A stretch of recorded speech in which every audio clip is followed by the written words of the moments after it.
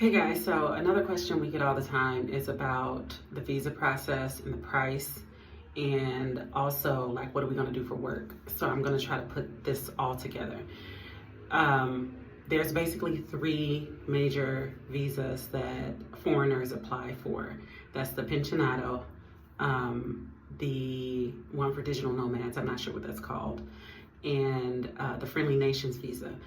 We applied for the Friendly Nations visa because I mentioned in the other video that we are not digital nomads. So the Friendly Nations visa is us asking Panama to allow us to start a business in the country, and with the promise that we will pay into their social security system, basically. Like if we have an income coming in, they can tax us and we pay into their social security system, and we have to hire locals to help run the business. So with that said, we not only have lawyers, we also have an accountant who helps set up our corporation.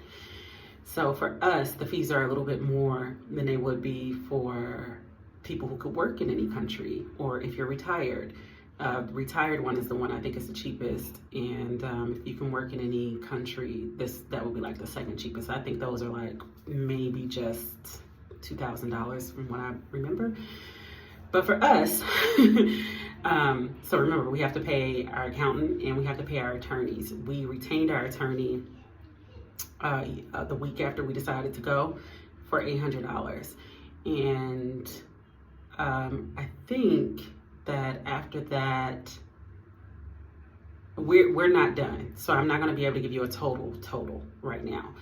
But we also have to pay the embassy. So when we go down to the embassy, they take some pictures, we fill out some forms, $150. They take copies of our passport, and they need a copy of every single page on your passport, like $22. Our lawyer had to have some of our documents translated, including my kids' school records, had those translated, $450. And then we have to pay our accountant, which is,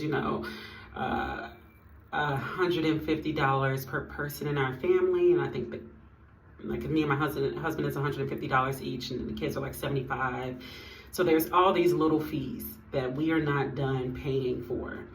So with that said, I don't have a total for you now, but I will come back to this. Right now, we are probably out about, I would say around $2,500 at the moment.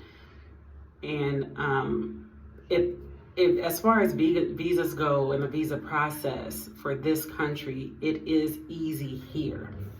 Those who come to the United States, you can't just go down immigration and get everything done in one day. We got everything done in one day at immigration, and it took about 3 hours. So it was quick and easy per se, especially if you're comparing it to the United States and any other country. So, right now, like if you're thinking about this, you do need to have some savings. You do need to have a little bit of a cushion, because yes, the food is cheap and you can find a cheap place to rent. Like I think I saw a really nice apartment, 1 bedroom for $325 a month, and it was a nice apartment. But you have fees to pay. You're gonna have to pay this country something in order for the paperwork and all of that to go through.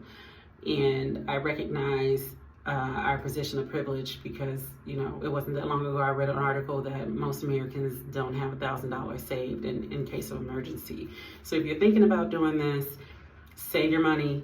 You don't want to come, especially if you don't know anybody here, you don't want to come to somebody else's country and be homeless. Like, do that at home, because at least that's the devil that you know. But yeah, so stay tuned. I will let you all know what our final tally is, and I'll even break it down into what we paid our attorney and to what we paid our accountant and how that's going.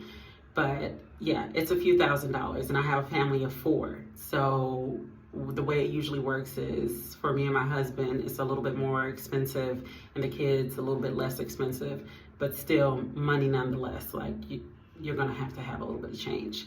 All right, hope this helps, and stay tuned. I will be back with our final tally in about, I think we'll be done in about 2 or 3 weeks. So I'll let you know.